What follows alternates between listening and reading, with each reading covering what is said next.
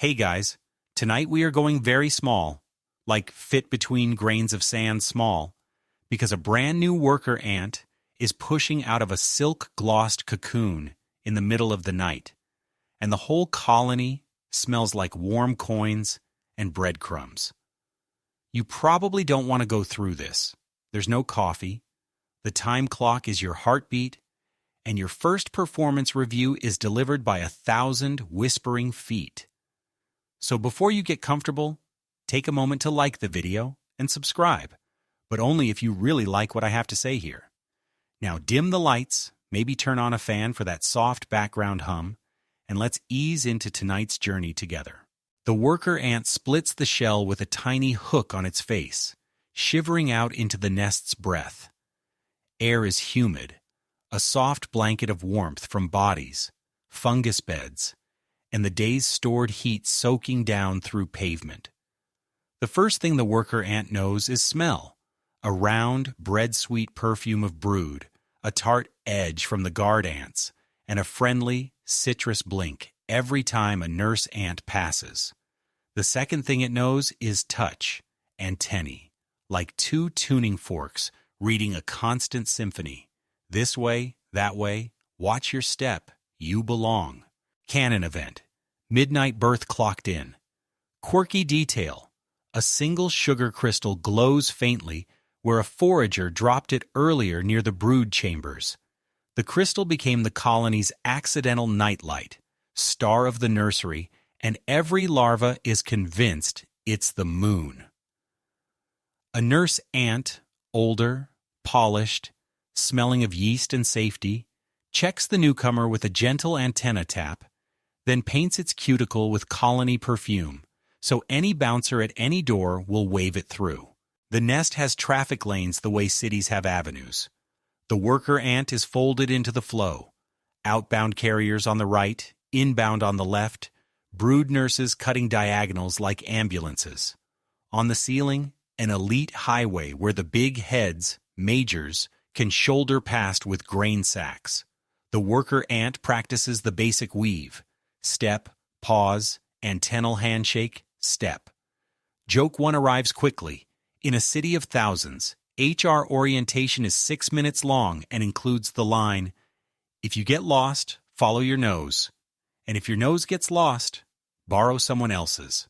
Starter task comes warm and soft, brood care. A nurse ant leads the worker to a cradle cluster, larvae like pearled commas, each wrapped in a whisper of silk and steam. The job is simple and not simple. Turn them, clean them, check that they're invisible laces, spiracles, breathe without clog. Move them toward heat when the night drops a degree. Move them away when damp tries a stunt. The worker ant learns the tuck and turn rhythm. Front legs cradle, middle legs roll, hind legs anchor. If the colony had lullabies, they would be written in this motion.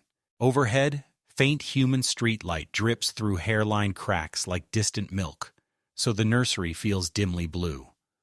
The worker ant can't see blue the way we do, but it can feel the color as temperature and smell, cooler air, the clean tang of concrete dust. A nurse demonstrates brood grooming. Brush with antennae, preen with mouthparts. Add a drop of antiseptic from the body's little pharmacy. The worker ant copies. A precise machine made of patience and practice. Joke 2. The worker's first attempt is a tad enthusiastic and earns it a sticky silk mustache, which it wears with determination until an older ant politely rescues its fashion choices. Traffic swells as the night shift settles. Somewhere deeper, vibration. A low chuckle through soil that means large paws passed overhead. Or perhaps a bicycle bounced the curb and laughed through the ground. The colony translates vibration faster than weather. The worker ant files it under new language, tremor. Check often. The nurse taps the newcomer again. Starter tour. They move along the nursery edge, past a fungus garden the color of oatmeal, where kitchen workers compost crumbs into living food. The smell is bakery adjacent, warm yeast with a secret earthy note. and the worker ant's stomach does a hopeful cartwheel. To its credit, it keeps working. At the junction of 3 lanes, a pheromone signpost thickens the air. A braided rope of scents, each thread telling a piece of the colony's map. The worker ant puts antennae into the braid and feels the city unfold. Water this way, by the weeping pipe. Fat this way, by the spill where strangers drop fried dough. Danger this way, avoid at all costs, recalculating. Joke 3 floats up in the worker's mind. If GPS could smell, it would buzz constantly. Make a U-turn in 6 crumbs. A senior, smelling of distance, iron, and luck, passes and touches the worker's head.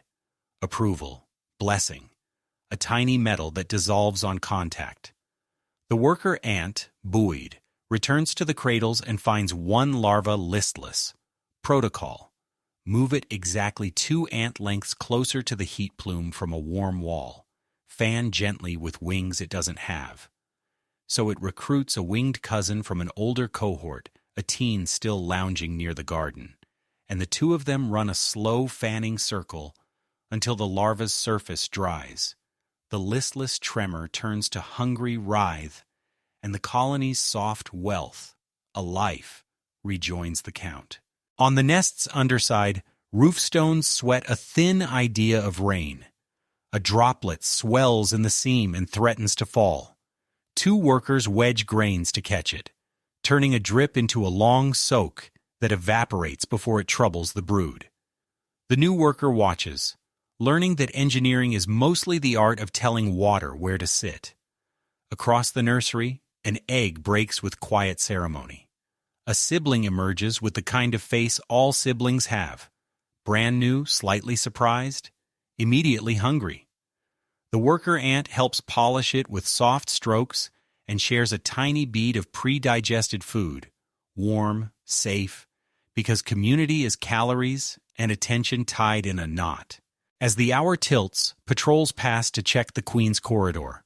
The worker, still small but bolder, gets permission to view from the threshold. The brood chamber deepens, air sweeter and warmer.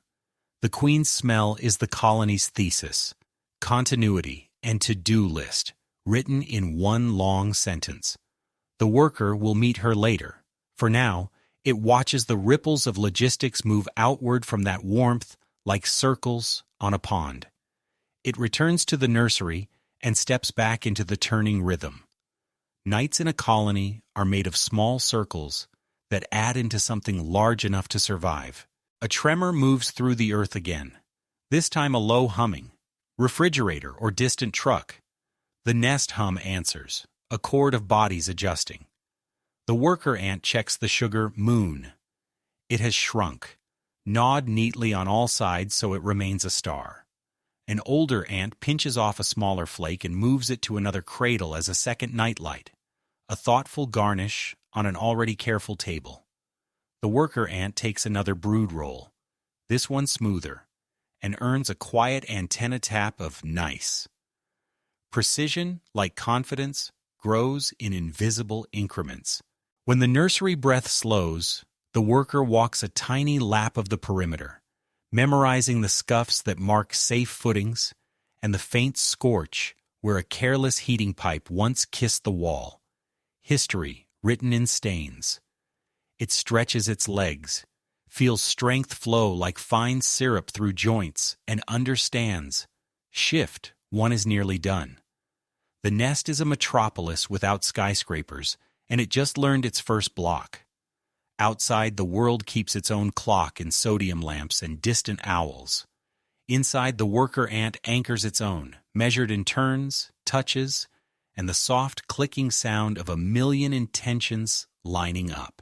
The worker ant's second hour comes scented like homework. A senior forager, polished, quick, smelling faintly of iron filings and toasted crumb, finds the worker at the nursery edge and gestures with antennae. Map class. The air outside the brood ring is cooler, the kind of crisp that makes the cuticle feel newly ironed. A corridor broadens into an intersection where 3 trails braid together like a rope. Each strand is a different paragraph of the colony's language. One says food, not urgent. One says water, go now. One says danger, but only if you're tall. The worker leans in with both antennae and reads the sentences the way others read weather, slowly, with respect. Canon event front and center. This is the day the worker ant learns to both lay and read pheromone trails, and more importantly, to stitch a new, safer shortcut to the weeping pipe without stepping on anyone's toes. Figuratively. Literally, toes are stepped on constantly. The elder pair, smelling of distance and spreadsheets, begin calibration. First, antenna tuning. The worker brushes antennae against each elder's in a metronomic rhythm, then passes under a tiny arch of damp sand the mentors perfumed with neutral. If the worker overreacts, that's a clue. Dial sensitivity down. If it underreacts, bump it up. It's less mystical than it looks, more like adjusting the brightness on a very fussy phone. Quirky detail arrives in the form of a discarded human sticker wedged to the wall, shrunk by weather into a cartoon star. It holds a ghost smell of fruit that no ant can metabolize, but every ant respects as do not lick. You will regret this. The elders use it as a landmark. From the forbidden star, count 7 strides to the fork. The worker nods solemnly, which in ant body language looks like a brief ripple across the neck plates. They set off along the water go now strand. It's strong enough to be a handrail, sharp with that cool metal perfume the pipe leaks into the soil.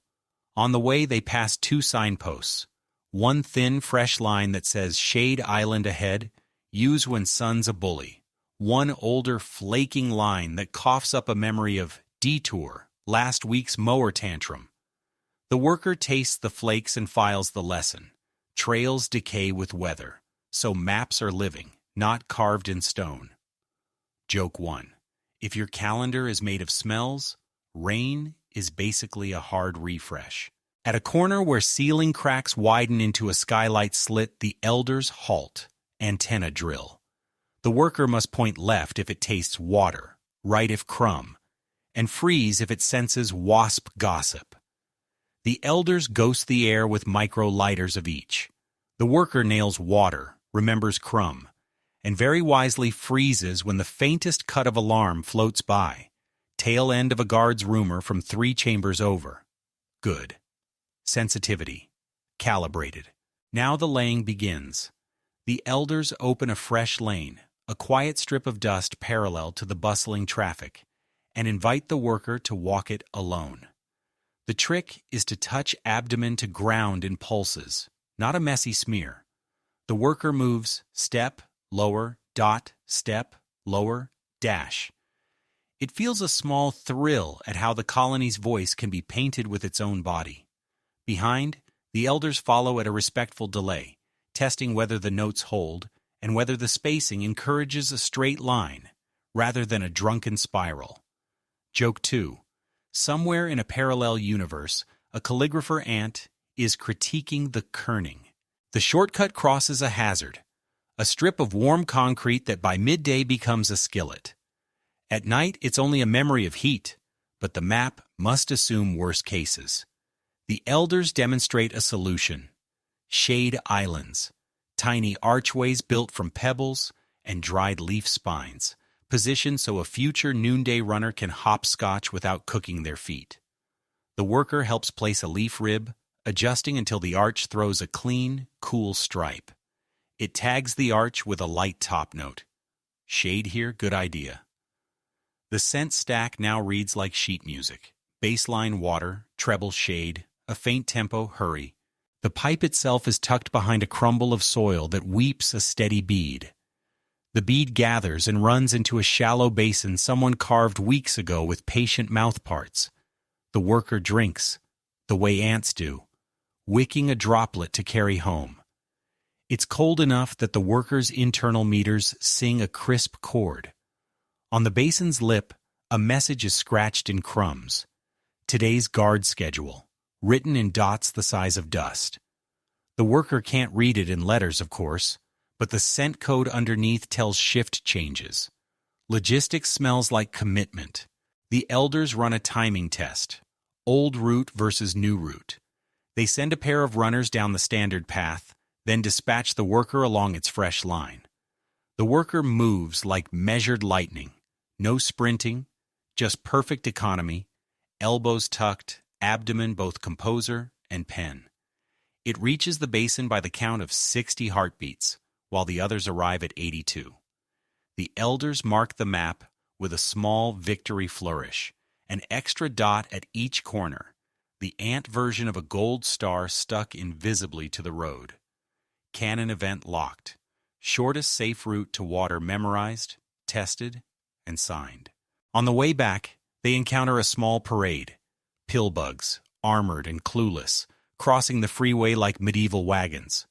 The worker waits, antennae politely raised. A pillbug pauses to consider the worker the way a boulder might consider a breeze, and continues. Joke 3, traffic etiquette is universal.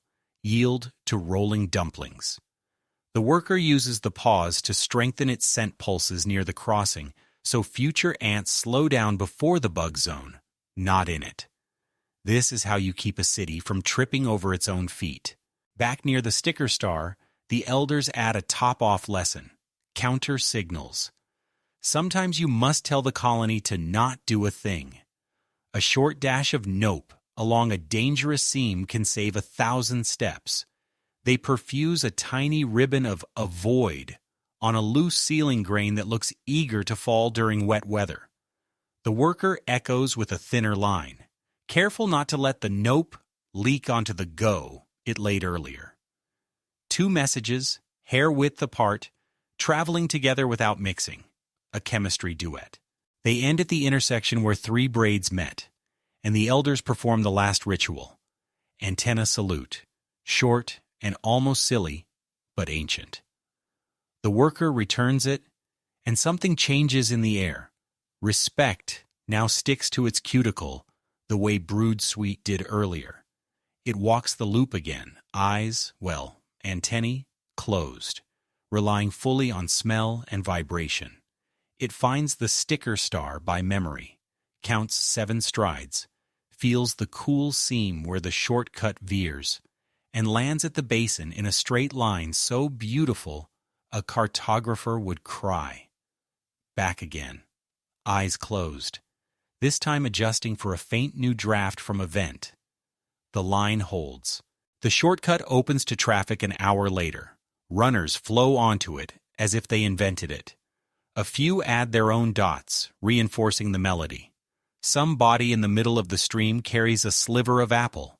The scent of autumn leans briefly over the lane and then drifts away. Upstairs, the world clicks to a new song. A car door, a laugh, a bicycle chain. Down here, the colony's map is now a little shorter, a little wiser, because one worker practiced until a smell became a street. Before returning to brood duty, the worker peeks at the sugar moon. It's a crescent now, still glowing politely, still obeying the physics of miniaturized space. The worker considers dotting a tiny "no midnight snacking" line near it, then decides trust is part of city design. Back at the junction, a nurse cuts across with 2 larvae balanced in a silk sling. The worker steps aside, perfect traffic instincts humming. It knows the road home without looking. It knows the road to water with eyes closed. This is what maps are for, to make the next good thing easier. Shift flips like a page, and the worker ant is drafted to the excavation crew, which is less burly construction and more tiny urban planning with mouth parts. The corridor past the sticker star opens into a wedge of compacted soil where a new side chamber will sit. Storage for dry crumbs, a waiting room for foragers when rain turns the world into soup, and a pressure relief so traffic in the nursery ring stops bottlenecking at rush hour. The air tastes like dust and ambition. Majors, broad-headed, patient, anchor the entrance while a line of smaller workers, including our student, forms along the wall like a polite saw blade. Canon event today? The worker ant learns how to dig, crest, and plaster a full side chamber, then ferry spoil to the midden without turning the freeway into a sandbox. A senior excavator taps the worker's antennae and hands over the tool set nature packed at birth. Mandibles for chisel, forelegs for rake, hind legs for wheelbarrow, and a very respectable salivary gland for cement. The rhythm is ancient and ergonomic. Bite, pinch, push, carry, repeat. The first bite is a revelation. Soil doesn't crumble so much as unzip, releasing a smell of cold tea leaves and fossil air that has not seen a calendar in months. Quirky detail arrives on bite 3.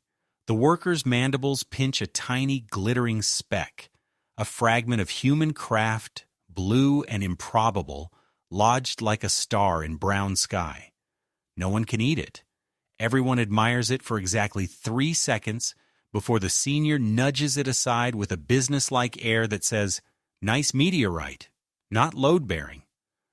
The worker will later tuck it into the midden's museum shelf, a corner where interesting trash sits, until the colony forgets it and calls it history. The side chamber outline is scored with antennal chalk, a circle, then a flattened oval to match the grain of the host soil. There's geometry to this. Domes shed weight, ovals steer traffic. The worker ant takes the lower quadrant. Bite, pinch, push. The bite is a wedge. Mandibles narrow into a V, press, hold for a heartbeat to feel the micro crack propagate, then flick. The pinch gathers the freed grains. The push loads them against the chest. The worker backs out with the confidence of a beeping forklift. Joke 1. Parallel parking is easy when you are the size of the parking space. Spoil must travel, and not merely to the nearest empty place. The midden, official city dump, is perched in a down-gradient pocket that drinks seepage and keeps the nest dry. The worker merges onto the outbound lane with a chest-high mound and signals intention with a tiny wrist flick of the foreleg, more for manners than for physics, and finds the tempo. 2 steps, pause, let the majors with full grain sacks lumber past. 2 steps, slipstream after a nurse hauling a silk sling. At the junction, a guard waves the line through without sniffing. Construction has a recognizable perfume, a blend of damp mineral and that faint lime note the salivary cement carries. Out at the midden, the vibe is compost festival. Kitchen staff sort yesterday's crumbs into bread, grease, and leaf, and the air smells like a market after closing. Spoil from excavation belongs on the dry ridge, where it will harden into bricks for later use. The worker deposits its load with a neat dump, no flourish, just a tidy heap, and takes a 3-grain bonus of stale sugar to reset motivation. Joke 2. Yes, performance snacks exist. No, they do not include espresso shots unless you count sap in August. Back at the chamber, the senior signals plaster time. The worker mouths a pinch of fine dust, adds a measured bead of saliva, and mashes it with forelegs into a paste the color of peanut butter, only without the existential joy. This slurry is not glue. It's a social contract between grains. The worker trowels it onto a raw patch and burnishes with the flat of its head until the wall goes from sandpaper to eggshell. Inside the paste, enzymes whisper antiseptic. The nest is being waterproofed and disinfected 1 thumbprint at a time, except ants don't have thumbs, so call it a headprint. Airflow matters. The ceiling of the new chamber must ride slightly higher than the corridor so warm breath doesn't pool. The senior gestures with antennae toward a smoke test, a nurse fanning gently at the doorway, while another shakes a puff of fungal spore dust, harmless in this dose. The worker watches the wisp draft toward the corridor, then curve up and out. Good. Vent reads clear. Somewhere the den guardian ant would approve. Ventilation is the difference between snug and mildew biography. The ground complains once, an ominous crumble along a seam that wasn't in the drawings. Everyone freezes, antennae wide, feeling for a second rumble. The majors step forward, plant their heads like living beams, and the seniors mark the seam with a thin avoid dash. The worker shifts its cut to a safer tangent. Joke 3. Plans are perfect until dirt weighs in with peer review. Bit by bit, the oval takes shape, margins smoothed to a low sheen. The chamber begins to sound different too. Sound is softer, a muffled applause when mandible meets wall. Acoustics, it turns out, are a morale metric. Traffic discipline becomes the day's meditation. The outbound spoil train cycles left. Inbound empty carriers slide right. Plasterers cut diagonals only at the green light taps from the senior. A rookie barrels in the wrong way once, dumps spoil in the corridor, and instantly 6 ants become brooms, forelegs sweeping, mandibles pinching, a micro street sweeper ballet. The worker clocks this. Messes don't linger. They precipitate choreography. Outside, a bicycle bell rings. Underground, the tempo rises for exactly 3 heartbeats and then returns to the resting beat. Mid-shift, water tries a prank. Condensation purls along the ceiling and gathers into a bead above the chamber's low side.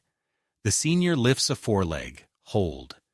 2 ants shape a tiny gutter using the same saliva sand paste and a leaf rib the size of punctuation. The bead rolls, follows the gutter, and disappears into a wick channel that feeds the midden ridge. The worker copies the method on its quadrant, proud of the clean line it carves. Tiny gutters are how ant cities tell gravity who's boss, without starting an argument. By the time the worker's shoulders hum with useful ache, the floor is leveled.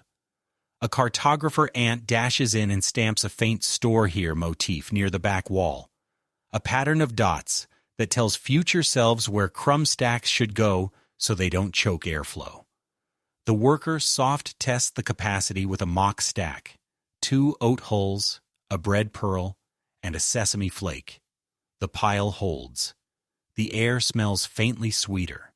The chamber looks like potential scripted in clay. The quirky blue speck returns, tucked safely in the worker's mandibles on a midden run. It mounts the museum shelf, a tiny alcove where curious objects live: seed hole shaped like a heart, sliver of red paint that thinks it's a berry, the stub of a dried grass blade with a knot in it. The worker adds the blue star and, because it is in a good mood, dots an almost invisible "please admire briefly" scent. Culture is just lunch with opinions. Ants have it sneakily. As the shift wanes, the senior announces the test every chamber must pass: the turn. Brood will be moved here tomorrow, so the floor must allow the classic cradle roll without snagging. A nurse ant arrives with a training dummy, a rice grit polished to larva slipperiness. The worker performs the turn: front legs cradle, middle roll, hind brace, no hitch, no chatter, a clean glide. The nurse taps approval. Canon event, second stamp. Walls plastered, floor tuned, chamber certified, brood compatible. Final tasks are the quiet ones: scent labels, dry pantry, weight room, shade rest, laden hairline strokes near the entry, a last pass of the salivary trowel on a scuffed patch by the threshold, a check of the airflow with a new wisp, a quick count of spoil heaps at the midden to ensure nothing spilled into the main. The worker does not feel heroic. It feels aligned with the hour, which is better. The corridors roar, ant-scale roar, so a soft hiss seems to approve. On the way back to the nursery, the worker pauses by the sticker star, which shines with ridiculous cheer in the lamplight leaking through the crack. 7 strides to the fork, then left to the water. The shortcut it drew earlier hums with traffic like a gentle river. Runners gliding, abdomens pulsing dots that keep the melody fresh. The worker merges for a celebratory sip at the basin, tastes the cold cord, and heads home to brood duty. Construction dust clings to its legs in pale socks. It likes the look. On the ceiling, a line of majors trundle by, each carrying a crumb that would be a boulder in any other city. The worker smiles in the ant way, which is to say it walks briskly, and slips back into the nursery light. Foraging tastes like field trip and finals, week in the same hour. The worker ant gets tapped on the shoulder plates by a scout smelling of wind, flower, and triumph. Message: a human has wandered past at dawn and performed the sacred rite known as dropping a bite of pastry. The scout's body sings the coordinates, up the shortcut past the sticker star, across the quiet sidewalk seam, left at the dandelion scandalously growing out of the curb. There's also fine print. Rival ants are already present, so this is not just a grocery run, it's crumb diplomacy. The patrol leaves like a sentence, each ant a syllable placing itself where the grammar demands. Canon event today is crisp. The worker ant will help negotiate a share of a fallen pastry in contested territory and will do it without lighting a chemical war. Quirky detail rides along from the first step.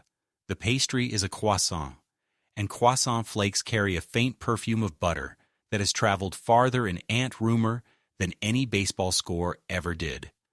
The worker can smell it 2 intersections away, a warm golden ribbon through the morning's concrete chill. Traffic clears at the sticker star, 7 strides left, and daylight pours down the crack like milk.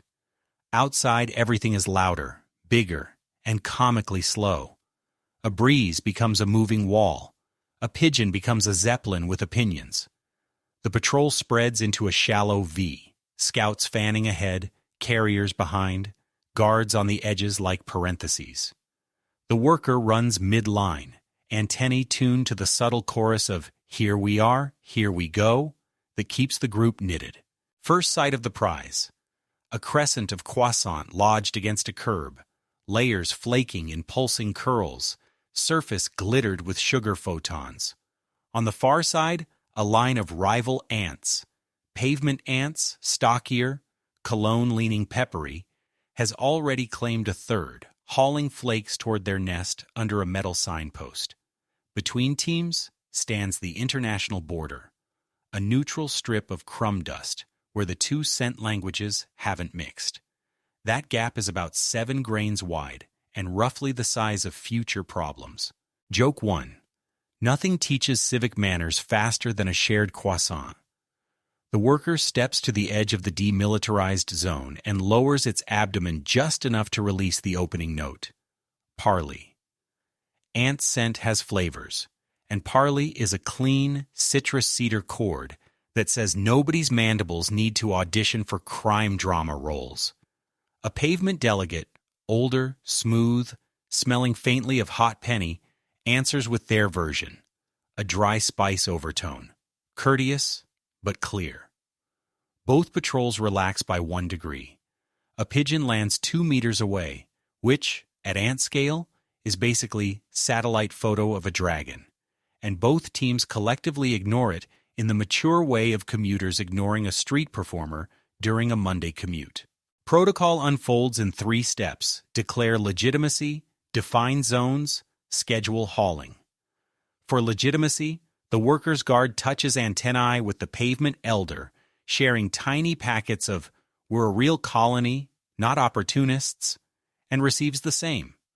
For zones, each side places 2 cent stakes, tiny vertical pulses, at their proposed boundary along the crescent.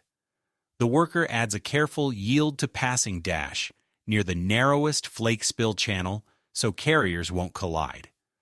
For schedule, the delegates trade alternating "now us, now you" notes, measured in heartbeats, long enough for a few carriers to cross without bottlenecking.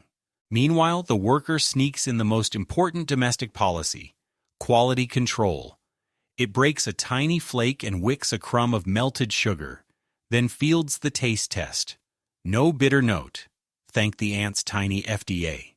No detergent perfume, just honest butter and flour. The kitchen back home will inoculate some crumbs for the fungus garden. Croissant fungus has a lovely temperament, and store others dry for immediate meals. Logistics maps itself into the worker's head the way a good song maps into a flat morning. Now the hauling. Our team's carriers move like a zipper. 4 peel a flake, 1 supports from below, 2 sweep the root with forelegs to reduce drag. The worker posts as a mid-route marshal, editing traffic with micro-signals, adjusting speed when a breeze threatens to tilt a flake like a sail. A baby beetle, new minted, still surprised by its own legs, trundles through and everyone yields, the way you do for toddlers and shipping containers. Joke 2. If you think gridlock is bad in your city, try sharing a sidewalk crack with a beetle that hasn't discovered steering. Rival etiquette gets a stress test when a human shoe appears, pauses, and pivots. The pressure wave throws sugar dust into the air. A flake tumbles toward the demilitarized strip. The worker leaps, well, the ant version of leaping, so it feels cinematic on the inside and looks like a brisk two-step on the outside, and catches the flake with mandibles before it breaches their neighbor's zone. It returns it to the neutral strip and marks it no claim, turbulence. The pavement elder nods, which in their dialect is a tiny head tilt, followed by smoothing the ground with a foreleg.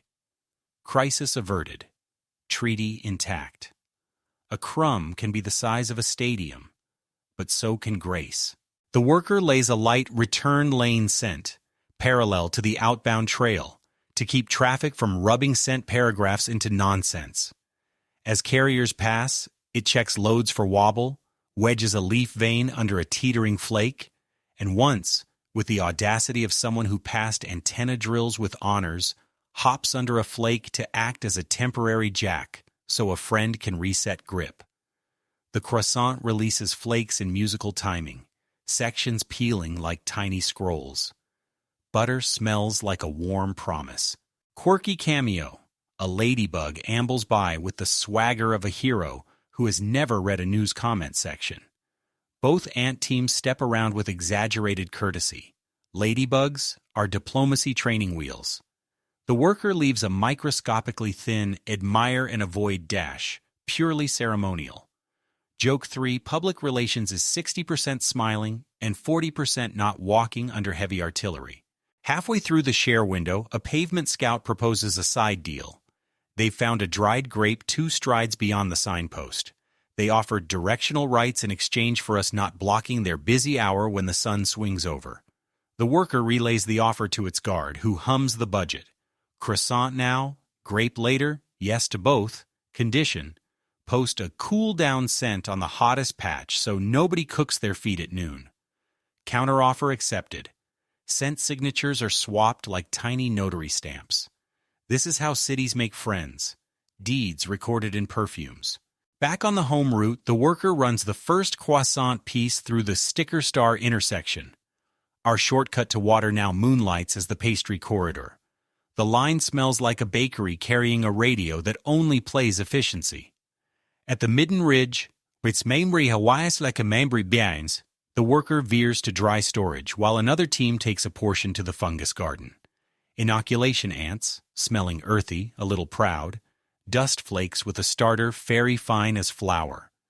The worker watches a moment, curious as always, then returns to the front. The last load goes hairy. A flake snags on a pebble and yawns open like a tiny sail just as a gust hits.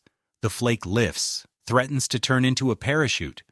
The worker anchors with hind legs and chews a perforation line along the stress seam, the pastry equivalent of a tearaway tab, so the sail splits into 2 obedient, non-flying halves. Carriers cheer in the ant way. They keep working slightly faster for exactly 12 heartbeats. Somewhere inside, the worker adds a mental badge to its uniform.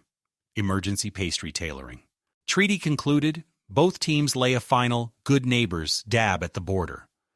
The worker takes a ceremonial nibble, just enough to taste success, and heads home with the patrol, the croissant scent peeling off their bodies into the nest's warm air like a story told as aroma. In the nursery, larvae twitch in agreeable anticipation as the first micro-samples arrive. In the kitchen, a ledger gets updated. Croissant, type, butter, risk, low, rival, pavement, outcome, cooperative. On the way to a short rinse at the weeping pipe, the worker passes the new side chamber that excavation finished earlier. The plaster gleams faintly, the airflow hums. It labels a tiny corner with butter crumbs here, a scent icon that pairs well with dry pantry. It also visits the museum shelf and considers adding a glitter of sugar, then realizes sugar should be eaten, not curated. Culture is important. Calories are urgent. Night will return with new errands, but morning has taught a crucial trick: eating well without fighting. The colony becomes an orchestra when the city lets it, and today the croissant was a friendly conductor. The worker files the diplomacy phrases in the same folder as the water shortcut and the gutter trick. Small skills that scale into survival. Outside, the breeze carries away the last butter whisper. Inside, the nest smells like breakfast, and a good decision. Rain arrives sideways, and not from the sky. The worker ant wakes to a chill running along the corridor floor like a slow silver lizard. Somewhere above, a sprinkler begins its cheerful apocalypse routine, and the nest inhales together. A collective hush, then a coordinated rustle as every corridor remembers its flood drill. Canon event for this hour is carved in wet clay. Build capillary breaks. Rescue 2 drifting larvae. Keep the lungs of the colony open, while the ground briefly thinks it's a pond. The worker's antennae taste the first seep at the sticker star intersection. What was once a landmark becomes a warning buoy. The paper star darkens, curls, and releases a smell like regret and old fruit. The worker marks a hairline nope on the star's downhill lip to divert traffic to the dry side, then joins the sandbag team already pulling grains from the midden ridge. Sandbag, at ant scale, means pea-sized clods, leaf shards, and cork crumbs laid in neat, overlapping arcs. The worker carries a cork bead the way a firefighter might carry a vault door and slots it at the base of a leak, leaving a whisper gap so the wall can breathe while it resists. Water moves like gossip, finding any crack you forgot to defend. The worker runs a quick gutter along the corridor edge, saliva sand paste smoothed with the head to a glossy little half-pipe, then sets a wick, a strand of hair, human, brown, clearly shed during a hurried morning, stretched from the wet patch to the midden's thirsty ridge. The hair drinks obediently. Capillaries are bridges with thirst, and the seep chooses that path. Quirky detail, a short thread of blue cotton is discovered and braided into the hair wick as a friendly stripe. The worker will later call this the racing drain, and yes, the colony will allow one tiny joy in plumbing. Joke 1. In a flood, every ant is an engineer, and every engineer secretly wanted to be a lifeguard.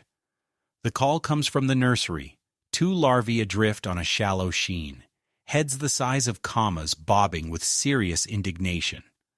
The worker sprints the shortcut, now a safe causeway thanks to the earlier Shade Island work.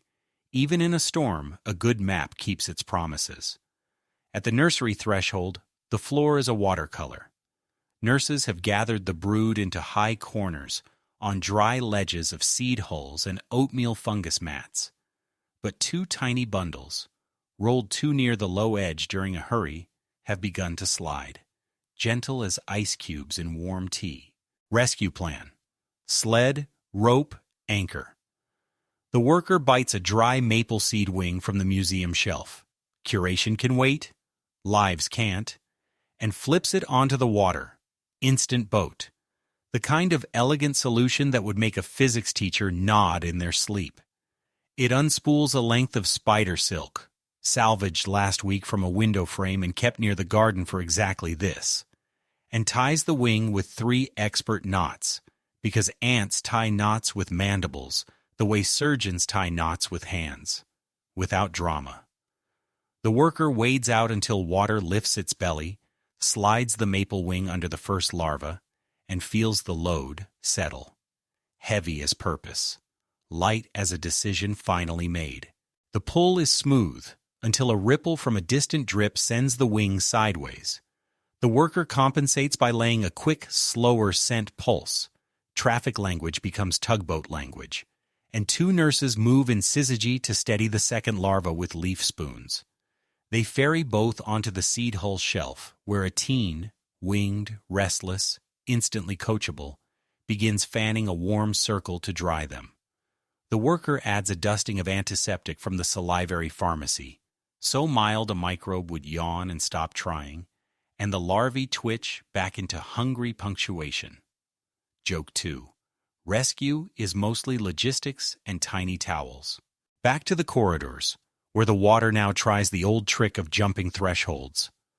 The worker lays capillary breaks, staggered lines of coarse sand, each grain chosen for how it loves water the least. It elbows in leaf ribs along the lower edge like banisters for a very small parade. At the junction near the new side chamber, the floor dips. The worker slots a dried grass straw into a pre-cut notch, turning it into a siphon that drools precisely into the midden sump. The sump sings a low, grateful note. Water likes being told where to go, provided you ask firmly.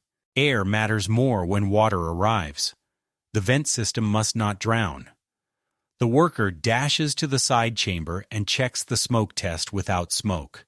A fanning nurse on one door, a watcher on the other, reading the direction of breath by how a strand of silk flutters. The flutter weakens, water vapor loading the air, reroute needed. The worker shoulders into the old pantry wall and carves a thumb-width slit high on the leeward side, then inserts a chaff windsock, a hollow barley husk clipped and polished, which focuses airflow like a flute focuses sound. The husk trembles. The silk line sings back, exit restored. Quirky flourish. The worker paints a tiny spiral on the husk, with dilute fungus dye so others will remember which end is the gentle one. In the outer corridor, a micro-landslide has made mischief, dropping a dollop of mud on the trail like a pudding with poor boundaries. Majors take the heavy, heads braced as living wedges, while workers skim mud into leaf trays and relay it to the midden's wet clay wall, a sacrificial berm where mess becomes masonry. The worker senses the tempo. Lift, scoop, pass, lift, scoop, pass. Joke 3. Chain gangs get a bad rap. But when your chain is 50 friends and your gang is a civic choir, it mostly feels like a dance.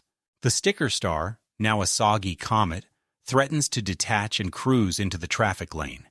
The worker, with the solemnity of a museum docent who is also a firefighter, peels it free and ferries it to the museum shelf, laying a memorial dab. Remember the flood that tried to steal the star. It plugs the star's old niche with a downsized cork disc, then redraws the 7 strides in scent along the wall, so navigators don't lose count. Memory is not just what you recall, it's also what you rebuild in the same place with better drainage. A crossnest message arrives along the danger if tall braid. A surface puddle has broken through near the signpost. Pavement ants are stacking grit like a city of chess pawns, and our folk at the border assist with a loan of cork chips. The worker dispatches a handful, then pens a faint "after you" ribbon at the narrow crossing. Treaties, like gutters, work best when built before you need them. The gust outside shifts. The sprinkler coughs once and clicks off. The rain retreats into the ceilings, where it lingers as sweat. Post-storm protocol moves with practiced grace. The worker and 2 others walk the perimeters, laying an evaporative top note, a thin minty scent that encourages drying traffic to use brighter lanes. In the nursery, the rescued larvae gleam, annoyed no longer. A nurse marks their cradle with a soft, warm here tonight because weather has moods. The maple seed wing, mission complete, is rinsed at the weeping pipe and returned to the museum shelf with no plaque and considerable private pride. Down in the side chamber, the barley windsock hums at a lower pitch as the air thins back to comfortable. The worker adjusts its angle by half a grain and feels the chamber's breath ease, a room exhaling after holding itself too straight for too long. In the midden, the wet clay wall slumps into a new shape, handsome in a practical way. The worker trims its lips so runoff will choose a path that doesn't lead straight to the pantry in the next storm. Evening's cooler hand slips along the corridors, and the sugar moon, previously a neat crescent, has melted at the edges and must be retired with honors. The worker breaks it into 2 beans and shares them with the nursery as the star that fed us when the sky came inside. The joke, soft and true, writes itself. Sometimes the nightlight is also dessert. Traffic resumes its pre-rain music. The shortcut to water smells slightly metallic again, clean and useful. The worker folds into the last inspection lap of the flood hour. Capillary breaks intact, wicks drinking, gutters shining, vents singing, brood dry, museum star saved. It could sleep. Ants sleep in microsips. But there is still a tremble in the soil, a low purr as the sprinkler lines drain. The worker listens, antenna tuned to the hush that follows storms, when everyone, above and below, agrees not to bang pans for a while. The colony's pulse steadies. The floor warms back a fraction. The air sheds its extra water like a coat shrugged from shoulders. The worker writes one more note in the scent ledger at the junction. Today we asked the water to sit. It listened. The worker ant's next lesson smells like warm bread, and homework done correctly. Kitchen hour opens when a bell no one rings, really just the colony's hunger, sweeps through the lower corridors. Cannon event. The worker learns the food cycle end to end. How crumbs become garden, how garden becomes dinner, how dinner doesn't become disaster. Quirky detail arrives on time. A fungus bed has sprouted a tiny, pale, fruiting curl shaped like a question mark, which the kitchen staff treat as both mascot and weather vane. If it points left, the air's too damp. Today, it points cheerfully center.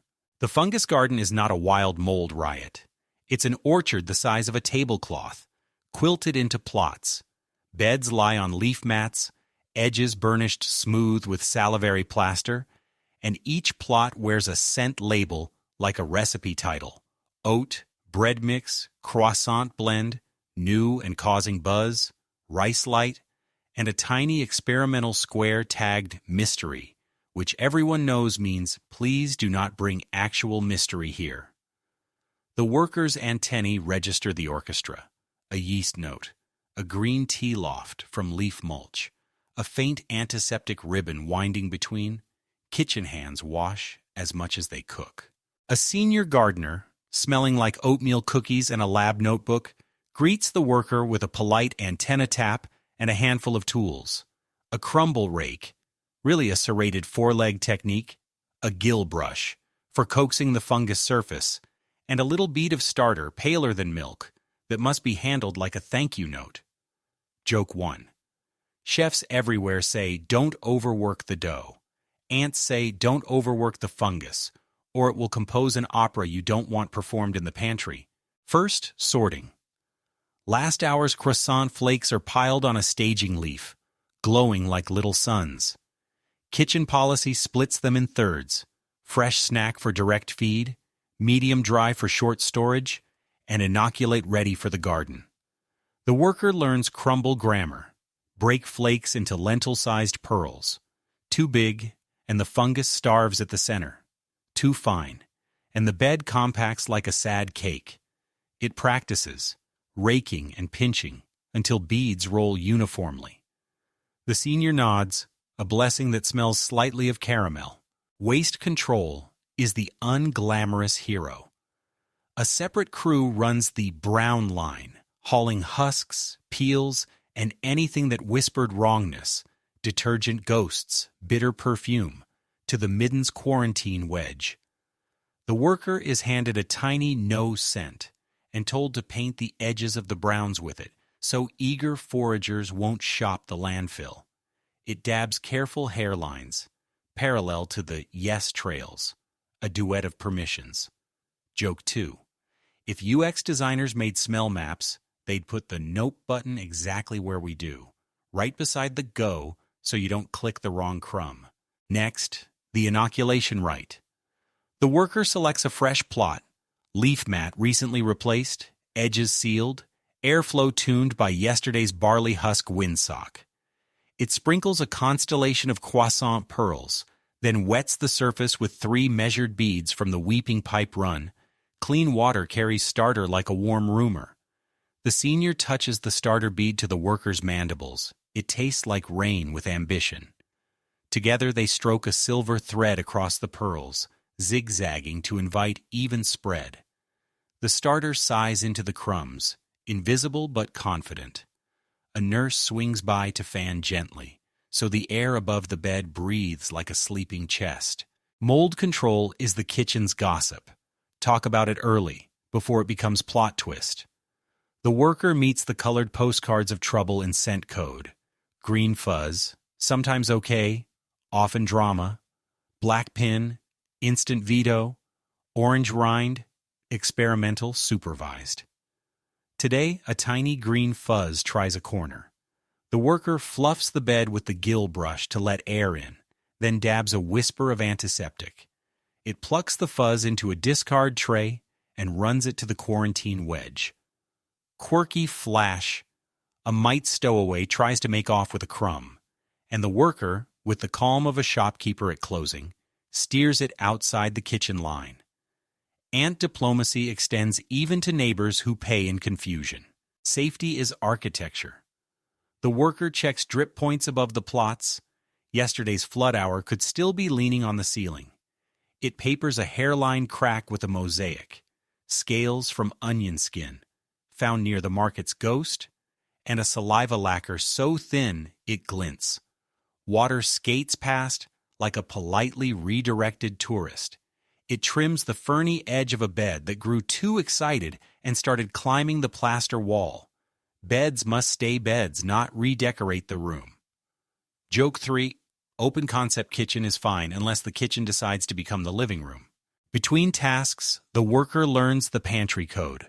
Finished fungus, ready to eat, goes to a warm, dry nook labeled with a humming contentedness. Raw crumbs waiting their turn stack low along the shade side of the room, where heat won't pre-bake them.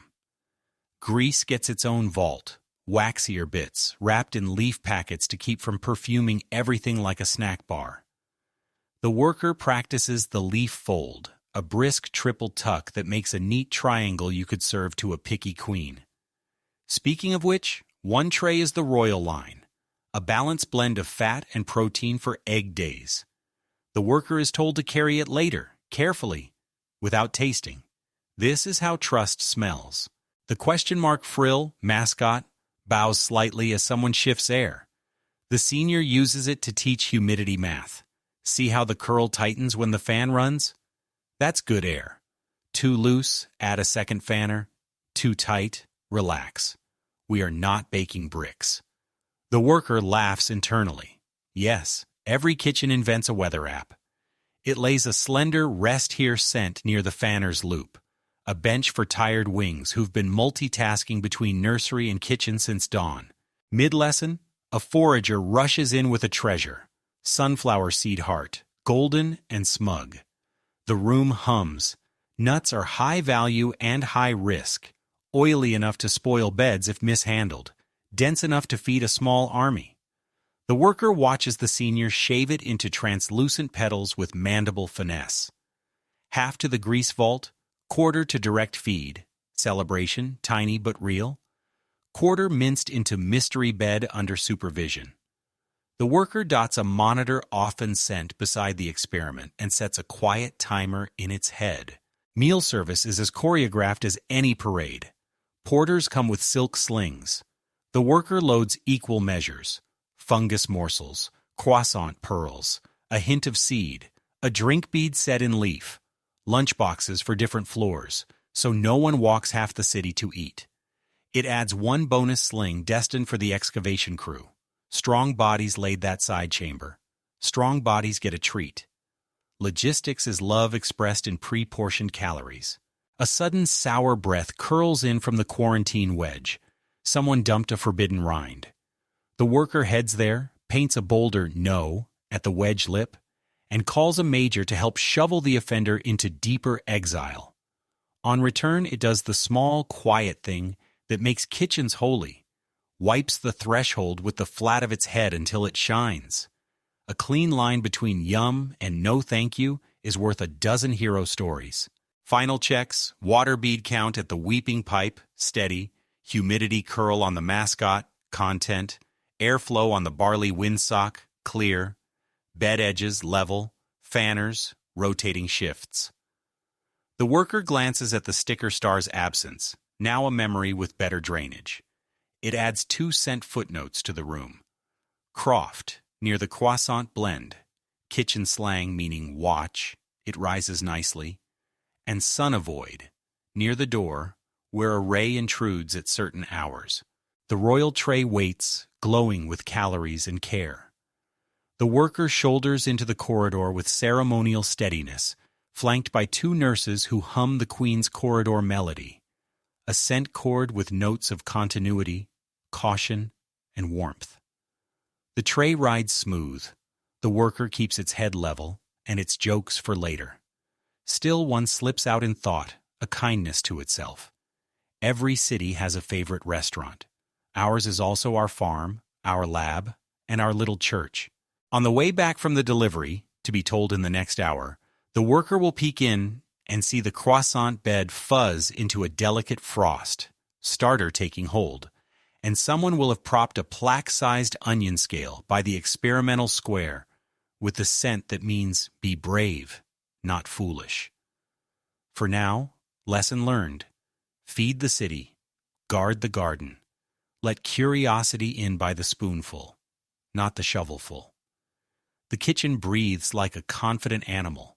The worker steps out, smelling like bread and discipline. The corridor beyond the dandelion has the quiet of a theater before the curtain. Everything set, everything listening. The worker ant follows a freight line of seed hulls toward the signpost border. Head level, tray light. Kitchen hour is barely cooled in its legs, and now the city asks for something more athletic. Keep the supply lane open, under a predator's eye. Canon event stamped and underlined. A crab spider has chosen our freeway shoulder as its breakfast nook. The ambush sits like a porcelain teacup glued to a blossom, motionless until motion isn't. The dandelion itself pretends innocence. Of course it does. You can smell trap before you see it. Alarm threads drift backward from scouts, thin spice, not panic, the kind of note that says walk softly and bring a plan. The worker eases into the shade seam, that cool ribbon of route the map crew tuned back in hour 2, and lets the antennae right the situation in the air. Flour ahead, sugar dust on the curb, shaded pebble where carriers pivot, and a stillness too neat on the yellow disc. The spider's perfume is paradox, clean and empty like a room tidied for guests who never leave. Ant noses don't rely on the spider's honesty. They interview the wind. First tool out of the bag is soundless signage. The worker paints a hairline slow here dash at the last bend, then another line that says don't look up. That instruction reads silly if you're wired like a human. Down here it's functional. Heads droop, routes narrow. Traffic falls below the strike cone. Joke 1 floats in like a shy bird. Safety training is the original downward dog. Scouts have marked 2 escape slots, a bald patch under a root, and the hollow behind a flaked curb chip. The worker visits both and sprinkles grit, 1 grain at a time, to build tripwires. Tripwires aren't meant to trip us. They bait the spider into touching a line that pops, gives away timing, and buys a carrier's heartbeat. The grains must sit just so, touching like whispered conspiracies. The worker tests the string with a foreleg. The line hums. Good. 1 wire in the root shadow, 1 under the curb lip, 1 disguised as dust on the dandelion's stalk. The trio forms a triangle because geometry loves survival when it can get a date. Now the decoy. The spider wears petals like cufflinks and waits for a specific rhythm, a footfall vibration that says protein with legs. The worker needs to feed it junk mail instead. Museum time. It cuts across to the shelf carved behind the side chamber and retrieves the blue speck, the human glitter star once inadmissible in the pantry, now a tiny mirror. Quirky detail, freshly enlisted. Sunlight through a sidewalk crack catches the speck and tosses a soft flash across the dandelion's rim. The worker sets the speck on the stalk opposite the lane and, on cue, flicks a dry grass filament so the sparkle blinks, like a small insect trying to look tastier than it is. The spider twitches a hair. Not much, but enough to prove the instrument isn't broken.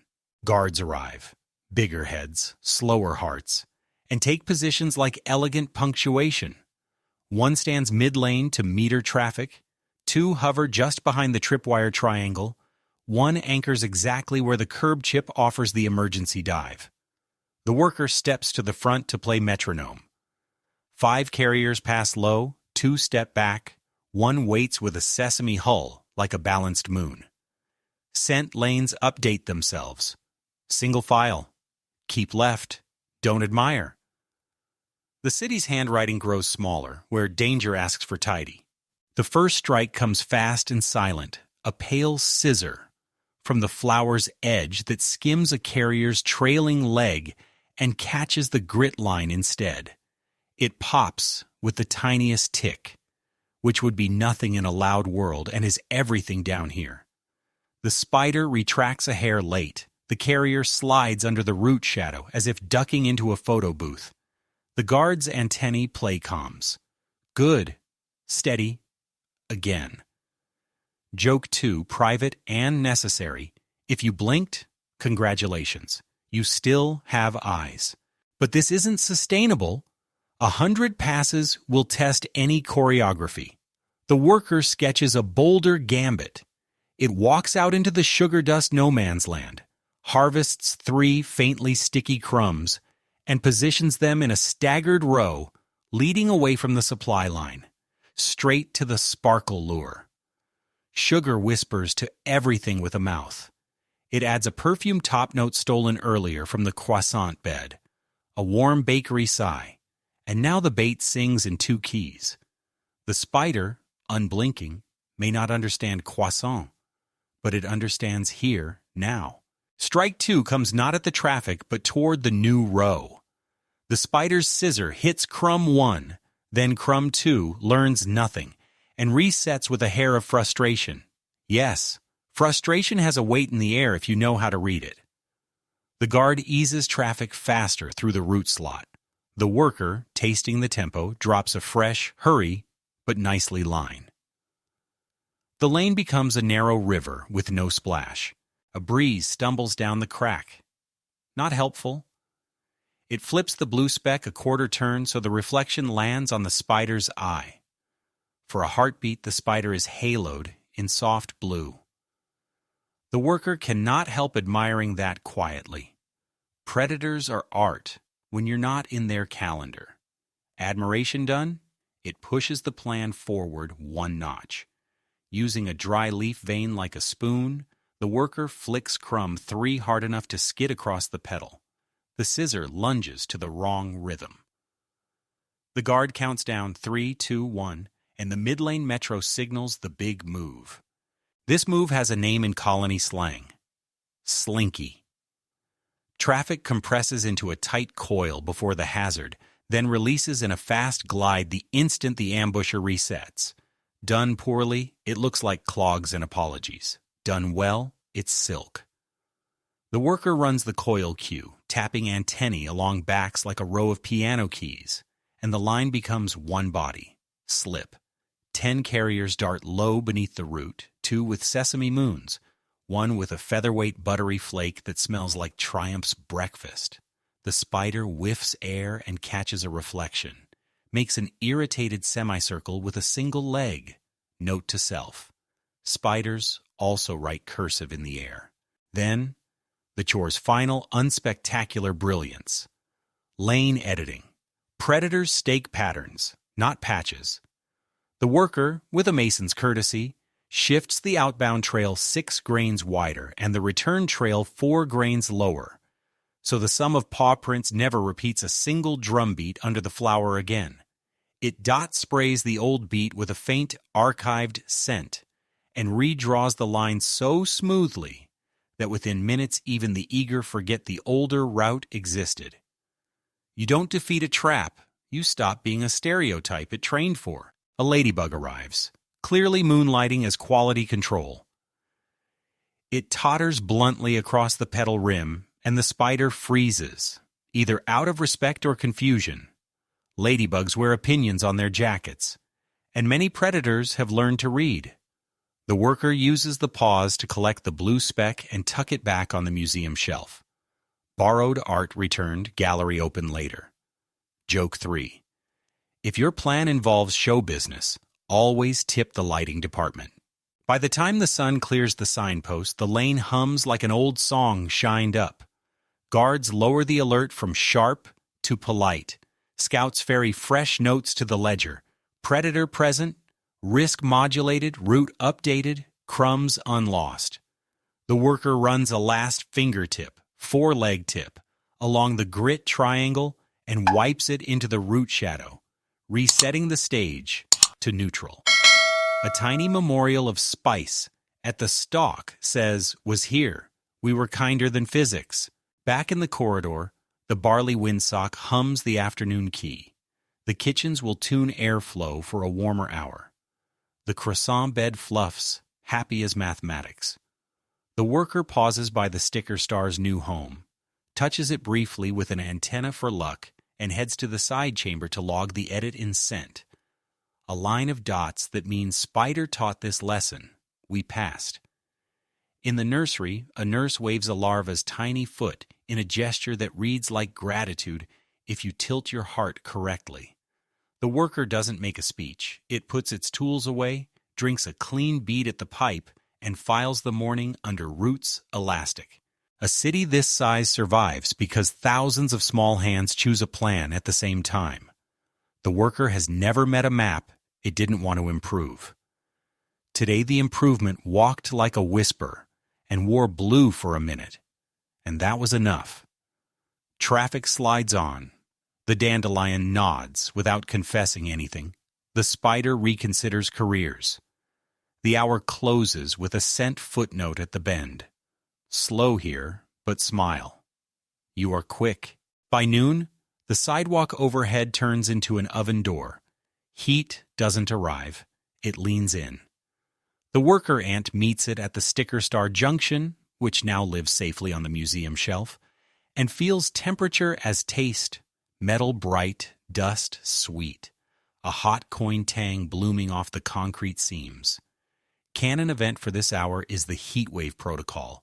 Rotate shifts toward dusk, cool the brood with fanning circles, and redraw the outside map into a hopscotch of shade islands, so nobody toasts their feet like croutons. Quirky detail arrives with the first shimmer. The barley husk windsock in the side chamber hums a higher note, an accidental thermometer that sings in soprano when the air thins. First, staffing. The elder who smells like spreadsheets and sunshine taps the worker's antennae. Push for dusk. The colony's clock pivots. Foragers scheduled at high noon slide to late afternoon. Diggers swap with kitchen hands. Guards pair in short on-off cycles, so no one stands at the border long enough to begin simmering. The worker sets scent placards at the big intersections. Rest lane open. Cool corridor this way. Dusk shift, assemble here. Traffic reacts like a school of fish turning left on one thought. Joke 1 surfaces with the sweat. If you've never written an HR memo in perfume, you're missing out on the office vibe. Next, microclimate. The brood room is a summer greenhouse unless you convince it otherwise. Nurses uncurl their tidy fanning circles, 12 ants per ring, heads inward, forelegs braced, abdomens steady as metronomes. The worker joins the outer ring and feels the music the way a conductor feels strings, pressure in the jaw, rhythm in the shoulders. Fanning isn't frantic, it's polite wind. The barley windsock at the high vent confirms flow with a flutter the color of relief. The question mark frill in the fungus room droops a hair. The worker adjusts fan assignments, borrowing two winged teens who've been swaggering since their last molt and could use a cardio hobby. Cooling without dampness is the trick. Water solves heat but invites mold if you hand out too much. The worker runs a bead relay from the weeping pipe using leaf cups the size of commas. It places cups in the corridor outside the nursery, where air passes fastest, so evaporation cools without pooling. A nurse tilts one cup just enough to scent the room with clean promise, refreshment by rumor. The rescued maple seed wing, hero of the flood hour, becomes a fan baffle, propped at an angle that coaxes airflow across the brood ledge. The worker paints a tiny scent glyph at its base. Wind help, handle kindly. Up top, shade islands get promoted to lifesavers. The worker walks the external lane during the day's shiniest quarter hour, with all 4 feet saying, ouch politely. It maps every dependable shadow. The signpost base at 1310. The curb's inward lip at 1325. The trash bin wheel at 1342. The square of mercy beneath a bicycle frame anytime the rider doesn't return texts. It builds archways where shadows break, pebbles, and leaf ribs forming little colonnades, and tags them with a mint-cool top note that tells paws, linger a breath. When a gust flips a rib, the worker resets it with the patience of someone rearranging desk plants during a Zoom call. Joke 2. If interior design had an ant branch, it would be called Shade & Co. The croissant lane gets a summer reroute. Butter and sunlight are not allies. The worker closes the high sun segment with a tactful siesta dash and opens a parallel line along the cooler wall, even if it adds 7 heartbeats to the trip. Efficiency bows to survival. 7 heartbeats cost less than a blistered foot. It also lays a novelty line, Night Bakery, toward a bakery vent that sighs warm at dusk. Better to forage when the air drops from toaster to pleasant hug. Scouts tested at sunset like critics at a new restaurant opening. Nods, a few happy antenna twitches. Reservation secured? In the kitchen, the fungus beds risk overheating into sulks. The worker trims bed surfaces with the gill brush to raise microshade and reduce compaction. It moves the greasier vault packets deeper under the leaf eaves, where heat can't turn them into aromatherapy. The question mark frill points slightly left, hint of damp, and the worker answers with a quiet 2-minute fanning cameo, then relevels the onion skin patch it laid as a drip guard last hour. Maintenance is romance written daily in small, calm letters. Back at the brood ledge, the fanning circle softens larvae edges from overly warm punctuation back to optimistic commas. The worker rotates out 2 fanners, rotates in 2, keeps the pace low. Between swaps, it runs a cool touch check. Antennae register the larvae's skin as the right degree of biscuit. Warm, never hot. A teen tries showboating with an overzealous wing beat.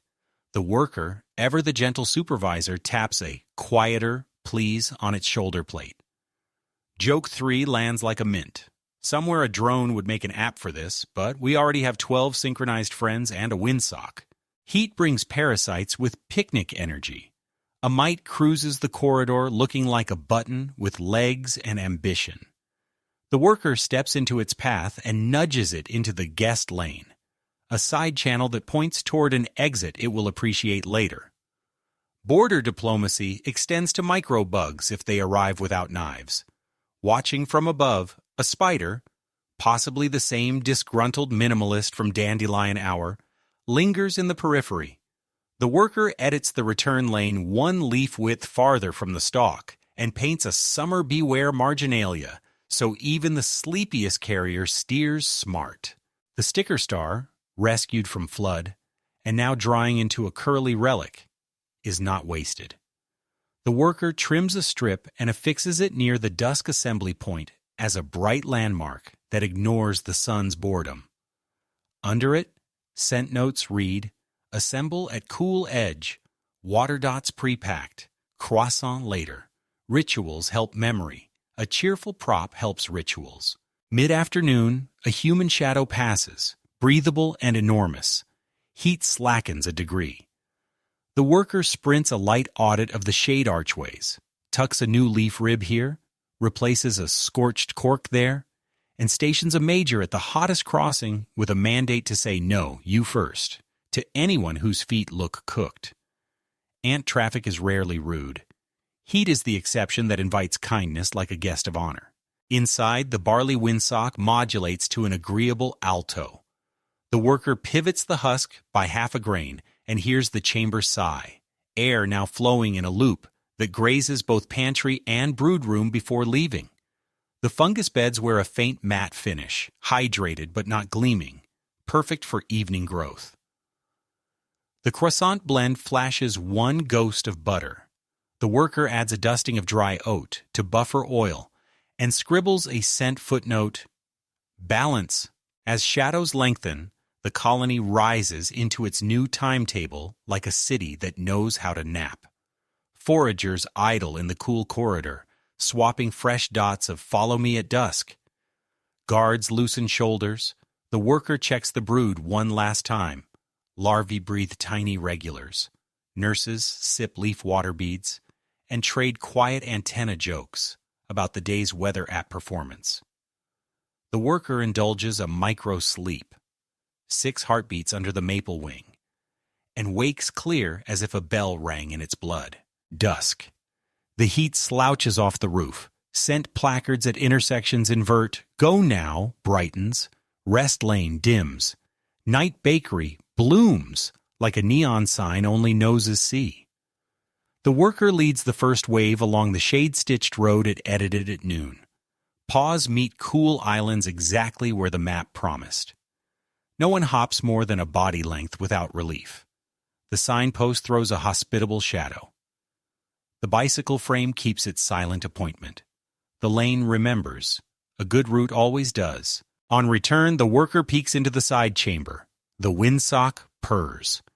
The question mark frill stands neutrally erect like a good librarian. The maple wing has become a modest monument. The museum shelf glints softly. The blue speck back from its theater career, the sticker slice shining like a tiny banner in a stadium for ants. The worker leaves a final draft on the junction wall. Heat taught this lesson, we move the clock. The colony smells like bread again, plus dusk and relief. In the nursery, a larva kicks once in its sleep as if dreaming of shade archways. Somewhere above, a human opens a door. Cool air rolls down, and the city below says thank you without making a sound. The corridor narrows, then swells like a held breath, and the scents braid into one long thesis. Continuity, caution, warmth. The worker ant steadies its tray. Today not a tray of food, but a ledger told in aromas. Canon event is ceremonial and practical at once. Deliver counts, receive a fat protein assignment for the royal line, and leave with a new stripe, route leader. Quirky detail catches the antennae before the eyes. Near the queen's threshold, a sap bead glows like amber and holds, inside, a single dust mote that looks amazingly like a tiny heart. No one eats it. Everyone believes in it for about 3 heartbeats before resuming competence. Guards flank the entrance, heads broad, perfumes sober. They read the worker's cuticle and step aside. The colony's ID badge is always up to date when you've been dipped in its dictionary. The brood chamber hugs heat like a bakery at 4 a.m. Leaf mats line the floor, stitched to walls with silk and varnished with that eggshell plaster the excavators perfected. The air tastes of new bodies and honeyless sweetness. Nurses rotate in slow constellations, turning cradles, brushing, counting without numbers. Just touch. At the center, not so much resting as being, lies the queen. She is a sentence written once and reread forever. Protocol walks on tiny feet. The worker pauses at the inner ring, lowers antennae, and announces itself in the liturgy of dots. Water lanes shortened, flood gutters tuned, pantry cooled, fungus balanced, croissant bed rising, Predator Lane edited. Shade Islands numbered. Counts aren't numbers in this room. They're stacks of proof. A nurse conducts a tasting of each proof.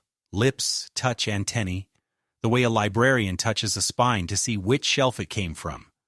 The ledger reassembles itself in the Queen's outline, a fragrant biography of the last 6 hours. Joke 1 arrives dressed modestly. In a world without spreadsheets, you hand in your homework in perfume and posture. A royal attendant brings the assignment. Fat protein line, balanced and immediate. The Queen's Day is at a hinge. Egg wave coming, big as weather. And the kitchen must send the blend that tells bodies, build hard things, build careful things. The worker takes the commission with ritual steadiness. The tray is light now, just leaf packets and a cup. But gravity puts a finger on it anyway, as if to say, don't trip, this matters. The attendant shows a scent card. 3 parts fungus bread, 2 parts seed petal, 1 part grease whisper. The last phrase underlined by a warm, clean note that says, not too eager. Grease is both miracle and mischief. The blend must teach energy how to behave. Before leaving, the worker walks the inner orbit. This is not tourism, it's calibration. It touches the brood's heat edge with 1 antenna, exactly right. It checks the air exit, hears the barley husk windsock, now gilded thinly with resin to last longer, purr a content alto. It double taps the nurse rota board, really a patch of wall, with 3 scent bands that brighten and dim with shift changes. A teen on duty looks theatrically tired. The worker gives it a leaf sip, the ant equivalent of a tasteful coffee, and a micro salute that says, you matter. Joke 2 thinks about stretching its legs. Sometimes management is 80% snacks. On the way out, the sap bead heart flickers again.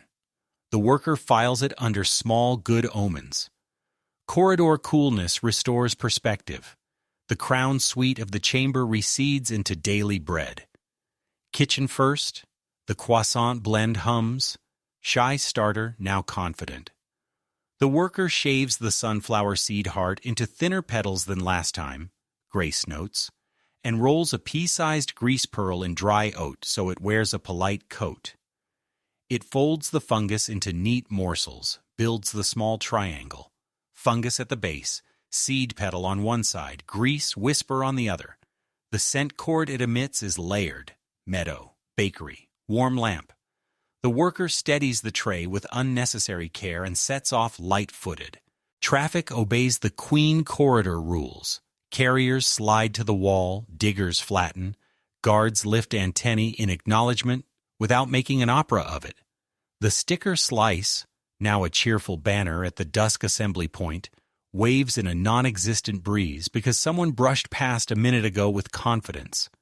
The worker keeps eyes, antennae level, and walks the memorized rhythm of hazard avoidance through the dandelion zone. Now cool, spider absent. The shade archways built in the hot hour look like a string of porch swings at twilight. Everything tries on softness. Back in the brood chamber, the delivery happens with no flourish. The attendant receives, divides, and serves in an order older than language. Queen first, nurses next, larvae last. The queen takes exactly the right amount, then stops, which is her way of writing a boundary around abundance. The remainder gets stamped royal adjacent for the egg's architects. The worker tastes the air change. A low, bright chord hums through the leaf mats as bodies switch programs. Build, grow, remember. Now the part no one posts on a wall. Graduation. The attendant touches the worker's head with a scent that's both lemon and iron. Root leader. It isn't a rank that comes with a thicker head or a wider door. It's more like being handed the chalk at the front of a room and discovering you've been standing there a while. The worker receives a thin strip of resin to smooth across the left antenna, so subtle no human eye would see it, tuning its sensitivity to plan chords and trouble whispers more precisely. Canon event clicks into the ledger from line follower to line writer. Paperwork, ant style, follows. The worker must seed 2 apprentices with short dot cadence, the particular spacing that makes trails readable in wind, and after foot traffic rubs half the sentence away.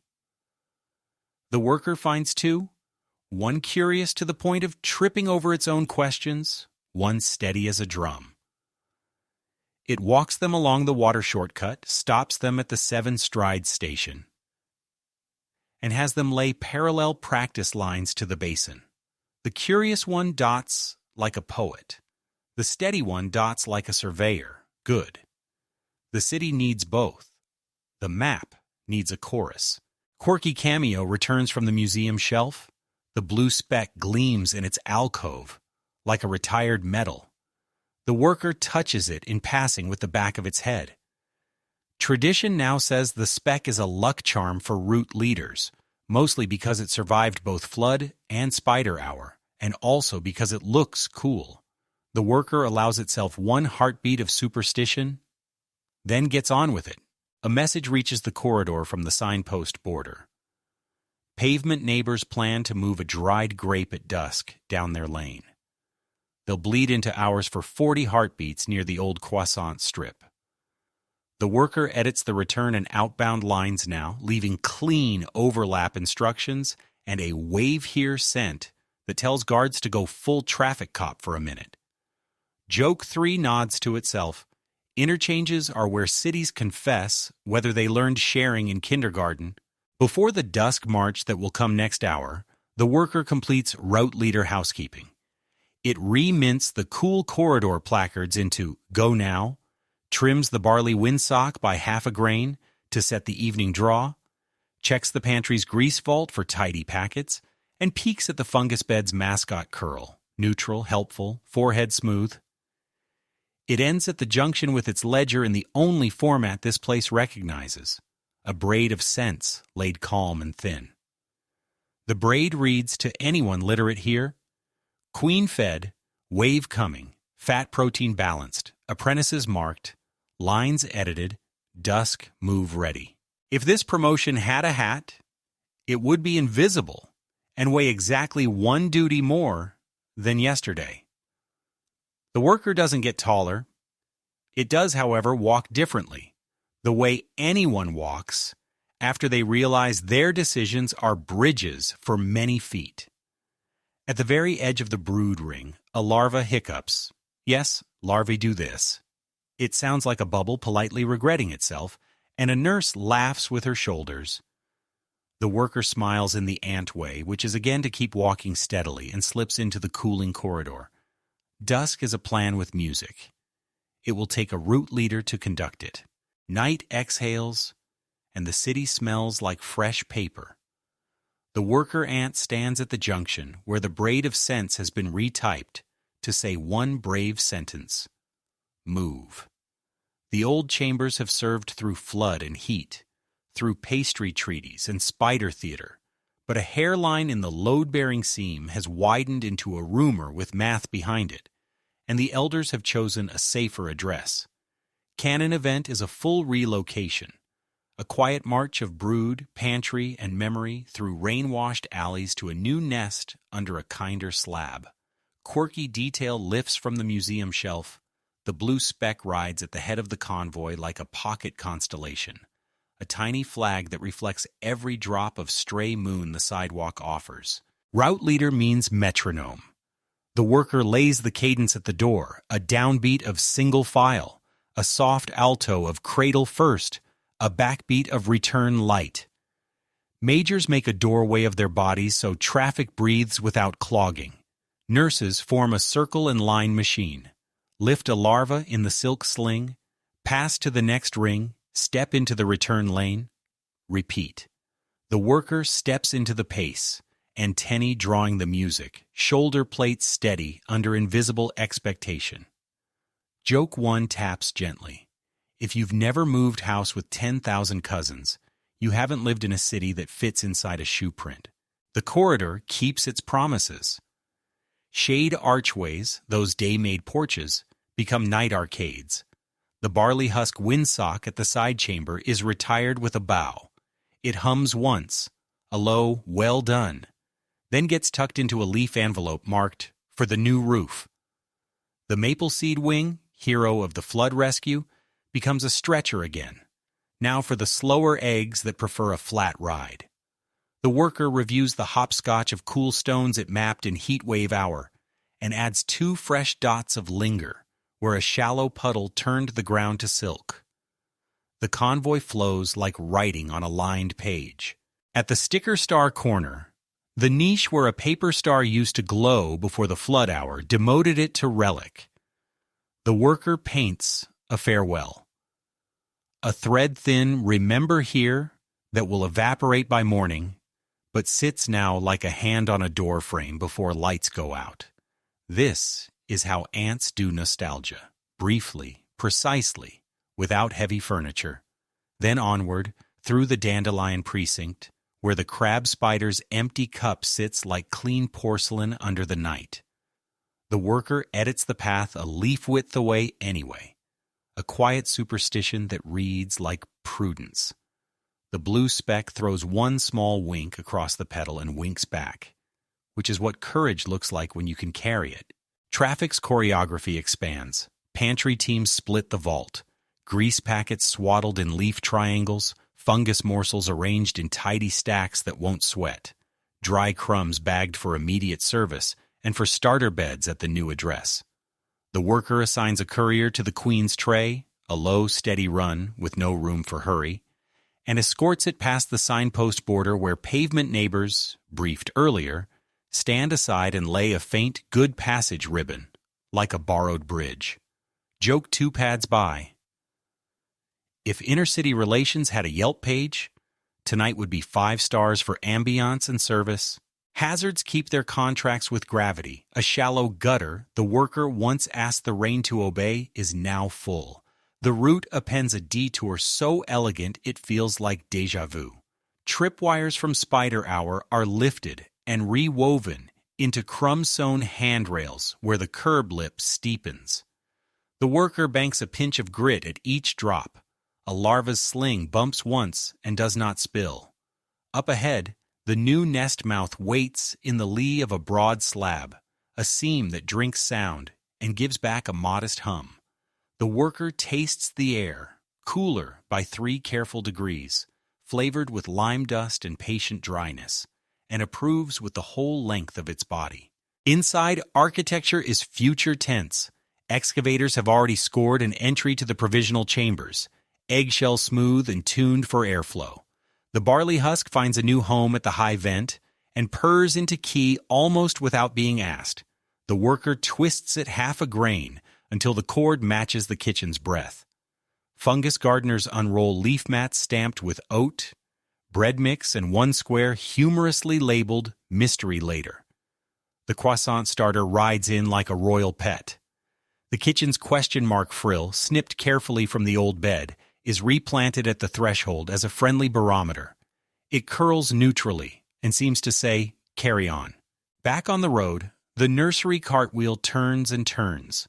The worker's apprentices, the poet and the surveyor, lay return lanes with calligraphy so tidy the route looks pre-shrunk. The Queen travels last, not from vanity, but so the air in the new chamber has time to become a gentle fact. Guards flank the palanquin of bodies and breath. The worker inks a hush chord at each corner, so the line remembers quiet the way a string quartet remembers a rest. Joke 3 strolls lightly. No one mentions the time a brood sling turned into a bungee during last spring's move. Tradition protects morale. A final audit before closing the old door. The worker walks the abandoned rooms with antennae held low like candles. It checks the side chamber that passed the brood roll test, now destined to become archaeology. Pats the smooth wall where the onion skin patch used to guard a drip. Touches the museum shelf, the heart-shaped hull, the red paintberry, the grass knot. The blue speck's alcove is empty by design, its spark already ahead. The worker leaves the maple wing here, not as trash, but as a story that belongs to this address. On the way out, it lays 3 dots. We learned, we stayed, we leave kindly. Dawn leaks along the cracks like milk again, paler, slower. The convoy's tail clears the signpost border, and the old lanes fade, not erased, but blurred into air and plan. In the new nest, the nurse ring rotates, the pantry sighs into place, and the queen's chamber inhales the room's new sentence. The worker seats the last leaf triangle in the grease vault and shakes out its shoulders. Root leader muscles are small but persuasive. It rescans the map in its head. Waterline short and cool, bakery vent scheduled for night, predator note archived, shade island set to morning mode. Everything hums like a clean ledger.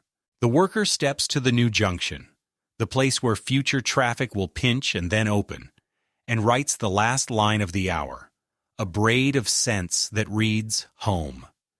It is nothing like a speech and exactly like a promise. Around it, feet add punctuation. Over it, air adds music. The question mark frill flicks toward center. The barley husk hums in agreeable alto. The blue speck hangs in its fresh niche and returns a dot of dawn to whoever looks. The worker's antennae fall, rise, and the city begins the ordinary miracle of breakfast in another room. Night carries a small nation from address to address, and the worker ant becomes the quiet arithmetic that makes it possible. The hour begins with a decision written in scent, move, and the route leader turns planning into rhythm. Single file. Cradle first, return light. Familiar tools become companions with history. The barley husk windsock hums farewell before purring in a new vent. The maple seed wing changes back into a stretcher. The blue speck graduates from museum trinket to convoy star. Shade archways, set during heatwave hours, become midnight arcades. Gutters, braided during flood hour, receive the last of the sky's worries and say, "This way, please." The convoy itself is patience in motion. Nurses run a circle and line relay with silk slings. Majors hold doorways open with their wide thinking heads. Pantry crews swaddle grease in leaf triangles and ferry starter to the garden. The route bends around old hazard stories. The dandelion's porcelain ambush, the signpost's once slick gutter, but the choreography renders them background. Neighbors at the border lift their own traffic and lay a blessing ribbon. Quiet civic grace that smells like cooperation. Inside the new nest, excavators have already tuned the air. Fungus gardeners unroll beds. The question mark frill replants as a familiar barometer. And the kitchen's breath finds its key. There is room for ceremony that doesn't slow the work. A quick farewell thread where the sticker star once shone. 3 dots to close the old rooms. We learned. We stayed. We leave kindly. The queen arrives last, so the chamber remembers warmth before promise. At the new junction, the worker writes a final braid that means home, and the city answers by walking it into truth. The hour settles like a blanket smoothed at the corners, the air soft, the sounds smaller. Roads shorten, rooms breathe, and the future opens one measured step at a time. Close your eyes. The map will keep watch. Sweet dreams.